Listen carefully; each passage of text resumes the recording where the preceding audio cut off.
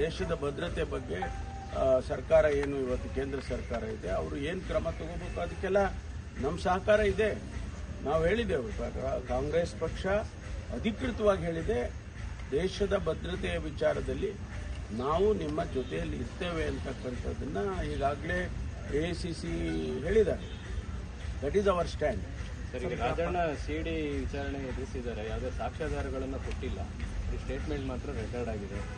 ಈ ಕೇಸ್ ಇಲ್ಲಿಗೆ ಮುಕ್ತಾಯ ಅನ್ನುತ್ತಾರೆ. ಗೊತ್ತಿಲ್ಲ, ತನಿಖೆ ವರದಿ ಬರಲಿ. ಅವರು ಈಗ ಅವ್ರ ಸ್ಟೇಟ್ಮೆಂಟ್ ತೊಗೊಂಡಿದ್ದಾರೆ. ಅದರ ಆಫ್ಟರ್ ದಿ ಸ್ಟೇಟ್ಮೆಂಟ್ ಅದರಿಂದ ಏನು ಫಾಲೋಔಟ್ ಇರುತ್ತೆ ಅದನ್ನೆಲ್ಲ ತನಿಖೆ ಮಾಡ್ತಾರೆ. ಮಾಡಿದ ಮೇಲೆ ವರದಿ ಬಂದ ನಂತರ ನಾವು ತೀರ್ಮಾನ ಮಾಡ್ತೀವಿ.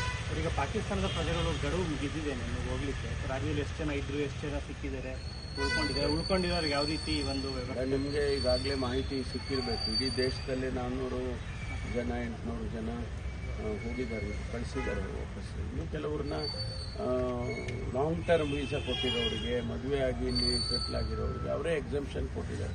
ಗೌರ್ಮೆಂಟ್ ಆಫ್ ಇಂಡಿಯಾನೇ ಕೊಟ್ಟಿದ್ದಾರೆ. ಅದು ಬಿಟ್ಟು ಎಲ್ಲರನ್ನೂ